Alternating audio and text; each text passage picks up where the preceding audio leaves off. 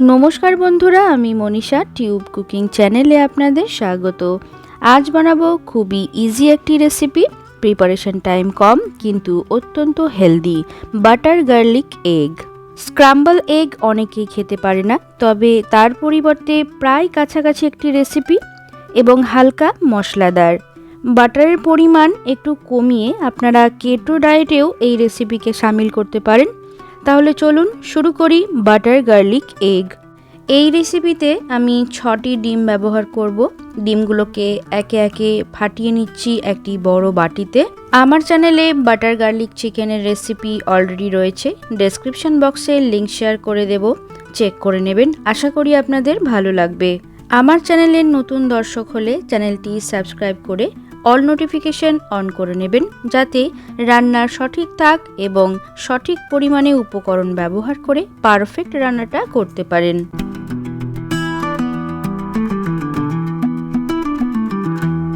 দিয়ে দিলাম 1/3 টিস্পুন লবণ, 1/4 টিস্পুন গোলমরিচের গুঁড়ো, 1/2 টিস্পুন চিলি ফ্লেক্স।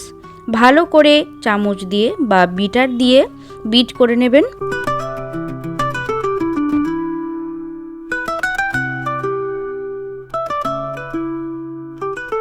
যত ভালোভাবে ঘুটে নিতে পারবেন ততই স্ক্রাম্বল এগ নরম হবে।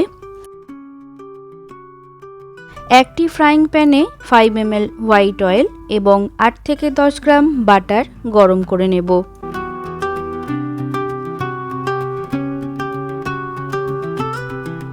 বাটার গলে গেলে ডিমের গোলাটা ঢেলে দিচ্ছি এর মধ্যে।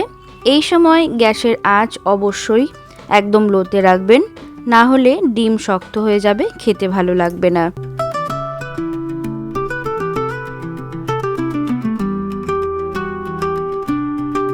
ডিম এইভাবে জমতে শুরু করলে এক পাশে টেনে এনে খুন্তির সাহায্যে জমা করতে হবে।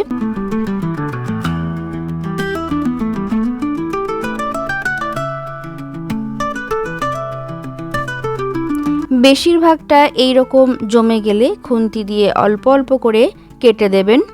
এই অবস্থায় আপনাদের প্রয়োজন মতো বড় বড় বা ছোট ছোট টুকরোই কেটে নিতে পারেন। খুব বেশি খুন্তি চালিয়ে ডিমগুলোকে একদম ঝুরি করে ফেলবেন না, এতে দেখতে ভালো হবে না। এই অবস্থাতেও ডিমের টুকরোগুলোকে খেতে পারবেন, তবে একটু স্পাইসি করার জন্য চলে যাব পরবর্তী ধাপে।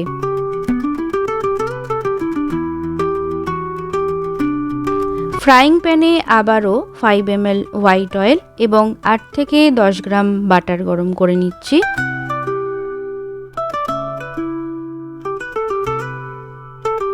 এই রান্নায় বাটারটা একটু বেশি পরিমাণেই ব্যবহার হয়।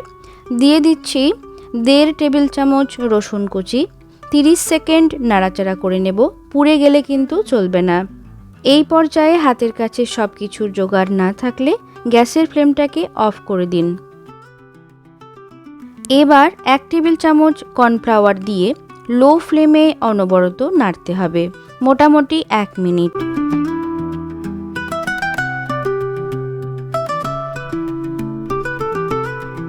দেখুন সুন্দরভাবে মিশে গেছে কর্নফ্লাওয়ার। এবার 100 ml দুধ এর মধ্যে যোগ করব। দুধ ব্যবহার করতে না চাইলে জলও দিতে পারেন।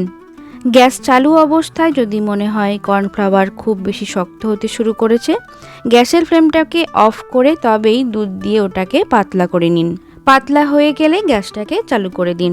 কনস্ট্যান্ট নাড়ানোর পর এই রকম একটি ঘন গ্রেভি সস তৈরি হবে। খেয়াল রাখবেন কোনো প্রকার গোটা যেন না থাকে এর মধ্যে।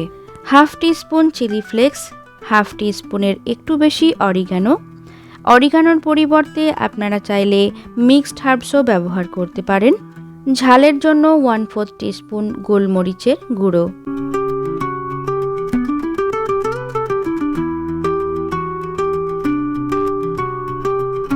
হোয়াইট গ্রেভি সস একদম রেডি। এবার স্ক্রাম্বল এগ এর মধ্যে দিয়ে দিচ্ছি। সুগন্ধ আরও ভালো করার জন্য দিয়ে দেব কুচনো পার্সলে পাতা।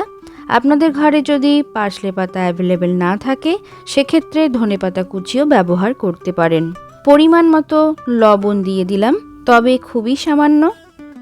রান্নাটা প্রায় শেষ। তাহলে বন্ধুরা, তৈরি হয়ে গেল আমাদের আজকের recipe butter garlic egg. Recipe কেমন লাগলো অবশ্যই কমেন্ট বক্সে কমেন্ট করে জানাবেন। স্ন্যাক্সে খান অথবা ডিনারে খান, অসাধারণ লাগে খেতে। আজকের মতো বিদায় নিচ্ছি, দেখা হবে পরবর্তী পর্বে। ভালো খান, সুস্থ থাকুন আর টিউব কুকিং চ্যানেল দেখতে থাকুন। বাই।